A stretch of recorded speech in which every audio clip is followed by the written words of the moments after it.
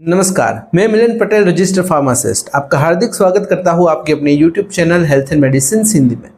आज के वीडियो में मैं आपको दाद यानी कि रिंगवर्म के अलग अलग 10 प्रकारों के बारे में बताऊंगा। तो बिना देरी की आज के वीडियो की शुरुआत करते हैं। दाद यानी रिंगवर्म एक फंगल इन्फेक्शन है जो त्वचा, बाल और नाखून को प्रभावित करता है। यह संक्रमण डर्मेटोफाइट्स नाम की फंगस से फैलता है। जिस जगह पर संक्रमण फैला हुआ यानी कि जिसे हम कहते हैं संक्रमित क्षेत्र, उसके आधार पर दाग यानी रिंगवर्म को अलग अलग प्रकार में विभाजित किया जाता है। तो जो 10 अलग अलग प्रकार है उसके बारे में आज हम बात करेंगे। नंबर 1 है टीनिया कॉर्पोरिस। यह संक्रमण शरीर के किसी भी भाग जैसे कि हाथ, पैर या फिर पीठ, वहां पर फैल सकता है। जिस भाग पर यह संक्रमण फैलता है वहां पर लाल गोलाकार, खास करके जो रिंग शेप्ड, इसलिए इसे रिंगवर्म कहते हैं। रिंग शेप्ड चकते हो जाते हैं, धब्बे हो जाते हैं। ये जो रिंग शेप चकते हैं, धब्बे है, उसकी जो साइड्स होती है, जो एजिस होती है, वहां पर सूजन देखने को मिलती है और वहां पर खुजली ज्यादा होने की संभावना रहती है। जब भी आप खुजाते हो तो वहां पर जलन होती है, इरिटेशन होता है और वह भाग लाल हो जाता है। और कभी कभार वहां से चमड़ी निकलती है, यानी कि जिसे हम कहते हैं पपड़ीदार चकते, और जिसे हम कहते हैं स्केलिंग और पीलिंग ऑफ स्किन। तो इस प्रकार से वहां पर सिम्टम्स भी दिखाई देते हैं। नंबर 2 है टीनिया कैपिटिस, जिसे हम स्काल्प रिंगवर्म यानी कि सिर का दांत कहते हैं। स्काल्प जो होता है उसकी त्वचा होती है, वहां पर ज्यादातर यह संक्रमण फैलता है, उस भाग को प्रभावित करता है। स्काल्प के जिस किसी भी भाग पर यह संक्रमण फैलता है, जहां पर रिंग शेप्ड लाल चकते हो जाते हैं, धब्बे हो जाते हैं, तो वहां के जो बाल होते हो अक्सर जड़ जाते हैं और जो नए बाल है उगने में काफी कठिनाइयां होती है और कभी कभार नहीं भी उगते हैं। तो इस प्रकार से स्काल्प के ऊपर जो रिंगवर्म होता है, जो दाद होता है, उसे हम कहते हैं टीनिया कैपिटिस।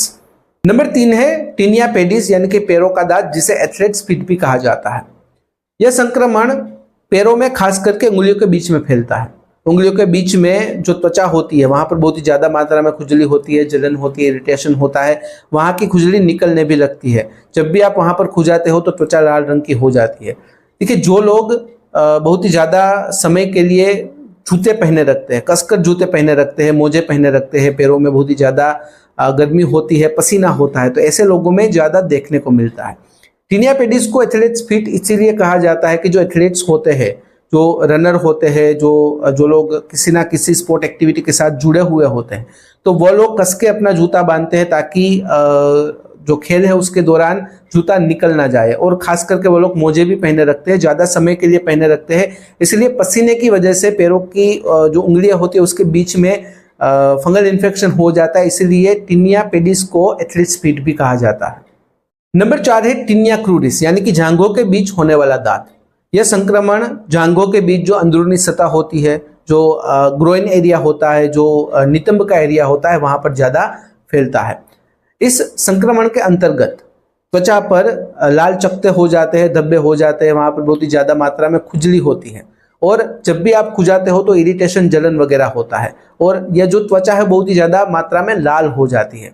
और जो लोग बहुत ही ज्यादा कसकर अंडरवियर पहनते हैं, उन लोगों को जो ग्रोइन एरिया है वहां पर जो स्किन मल्टीपल टाइम फोल्ड होती है, वहां पर बहुत ही ज्यादा मात्रा में पसीना आता है। इसलिए जो फंगस को पलपने के लिए जो मॉइस्चर मिलना चाहिए, जो एटमॉस्फेयर मिलना चाहिए, वहां पर आसानी से मिल जाता है।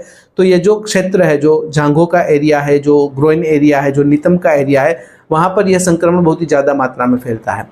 देखिए, जो लोग अपने प्यूबिक पार्ट को यानी कि जो प्यूबिक हेयर है उसे क्लीन नहीं करते हैं, तो ऐसे में वहाँ पर बालों पर भी इन्फेक्शन होने लगता है, जिसकी वजह से जो इन्फेक्शन है वो बहुत ही ज़्यादा मात्रा में फैलता जाता है। तो टीनिया क्रूरिस को जल्द से जल्द ट्रीट करने की काफ़ी ज़रूरत होती है, क्योंकि वहाँ का एरिया बहुत ही ज़्यादा मॉइस्ट होता है, इसलिए वहाँ पर बहुत ही ज़्यादा मात्रा में संभावना रहती है इन्फेक्शन फैलने की। नंबर 5 है टीनिया अंग्यूयम यानी कि नाखून का दांत, जिसे ओनिकोमाइकोसिस भी कहते हैं। अगर प्रभावित क्षेत्र की बात करें तो हाथ और पैरों के उंगलियों के नाखून को यह संक्रमण प्रभावित करता है। जिस जगह पर यानी कि जिस नाखून में यह संक्रमण होता है वह नाखून बड़े हो जाते हैं, पीले हो जाते हैं, बदबूदार हो जाते हैं, उसके शेप में चेंजेस होता है, साइज में चेंजेस होता है और ब्रिटल नेल्स यानी कि नाखून आसानी से टूट जाते हैं, इस प्रकार के हो जाते हैं। अगर सीवियर केसेस की बात करें तो जो नाखून होते हैं वो जड़ से निकल भी सकते हैं। जो लोग ज़्यादा बुजुर्ग हैं, मतलब जो लोग एजेड है, फिर जिन लोगों को डायबिटीज़ है, जो अपनी डायबिटीज़ को अच्छे से कंट्रोल नहीं कर पा रहे हैं, जिन लोगों को पुअर ब्लड सर्कुलेशन की परेशानी है, उनमें टीनिया अंग्यूयम यानी कि नाखून के दांत होने की संभावना काफ़ी ज़्यादा रहती है। नंबर 6 है टिनिया मेन्यूयम यानी कि हथेली का दांत। यह संक्रमण हथेली और खास करके हाथों की जो उंगलियां होती है उसके बीच का जो भाग होता है उस क्षेत्र को ज्यादा प्रभावित करती है। यह संक्रमण के अंतर्गत त्वचा रूखी हो जाती है, ड्राई हो जाती है, पपड़ीदार हो जाती है, त्वचा वहां से निकलने लगती है यानी कि scaling and piling of skin, वहां पर खुजली होती है, जलन होती है। तो इस प्रकार के सिम्टम्स दिखाई देते हैं और कुछ कुछ केसेस में एक्जिमा जैसी स्थिति सामने आती है। एक्जिमा की तरह यह जो दाद है वो देखने को मिलते हैं। नंबर 7 है टिनिया बार्बी यानी कि दाढ़ी का दांत, मतलब जिस भाग पर बियर्ड उगती है वहां पर दांत हो जाते हैं। यह संक्रमण चेहरे और गर्दन का ऐसा भाग जहां पर बाल आते हैं, दाढ़ी होती है, वहां पर ज्यादा देखने को मिलता है। इस संक्रमण के अंतर्गत, इस संक्रमण के चलते चेहरे पर जो दाढ़ी का भाग है वहां पर लाल धब्बे हो जाते हैं, चकते हो जाते हैं। जिस जगह पर संक्रमण होता है, जिस जगह पर धब्बे हो जाते हैं, वहां पर जो बाल होते हैं अक्सर जड़ जाते हैं और वहां पर नए बाल उगने में भी कठिनाइयां होती है।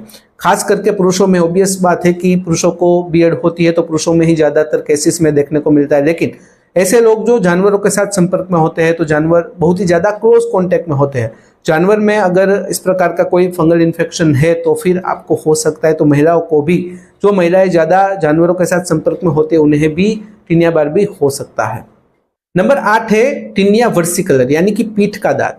यह संक्रमण खास करके पीठ, छाती और कंधों के भाग को प्रभावित करती है। जिस जगह पर संक्रमण हुआ है वहां पर हल्के या फिर गहरे रंग के धब्बे हो जाते हैं जो आपकी जो स्किन है उसका जो रंग है उससे बिल्कुल मेल नहीं खाते। मतलब कि आप यह धब्बे को आसानी से पहचान सकते हो कि कहीं पर धब्बे गहरे रंग के होते हैं, कहीं पर धब्बे हल्के रंग के होते हैं। और खुजली आती है, जब भी खुजाते हो तो ऐसे केसेस में वहां पर जलन होती है, इरिटेशन होता है, भाग लाल हो जाता है, पपड़ी निकलने लगती है, जिसे हम कहते हैं कि scaling and piling of skin. तो इस प्रकार के सिम्टम्स भी दिखाई देते हैं। नंबर 9 है टिनिया फेसियाई यानी कि चेहरे का दांत। यह संक्रमण दाढ़ी के भाग को छोड़कर चेहरे के किसी भी भाग पर हो सकता है। इसके अंतर्गत चेहरे के ऊपर लाल धब्बे हो जाते हैं, चकते हो जाते हैं, जहां पर खुजली आती है और यह भाग पपड़ीदार हो जाता है, स्किन निकलने लगती है।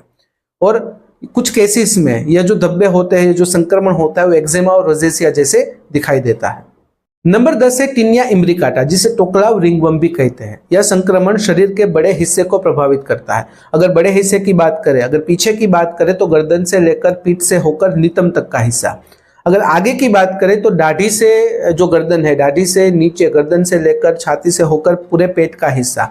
अगर दोनों साइड्स की बात करें तो फिर कमर से लेकर जहां हमारे घुटने खत्म होते हैं दोनों साइड, वह पैर का हिस्सा। तो ये बड़े हिस्से को प्रभावित करता है जिसमें विशिष्ट प्रकार के पैटर्न देखने को मिलते हैं, खास करके ओवरलैपिंग रिंग शेप। मतलब एक रिंग है, उसके ऊपर एक बड़ी रिंग है, उसके अंदर दो छोटी रिंग, या फिर एक रिंग के ऊपर दूसरी रिंग, दूसरे के ऊपर तीसरी रिंग। इस प्रकार की ओवरलैपिंग रिंग शेप्ड जो भी धब्बे होते हैं वो दिखाई देते हैं। जहां पर खुजली होती है, जब भी खुजाते हो तो वहां से पपड़ी निकलने लगती है, या फिर बहुत ही ज्यादा मात्रा में इरिटेशन, जलन होता है। तो इस प्रकार के सिम्टम्स भी दिखाई देते हैं।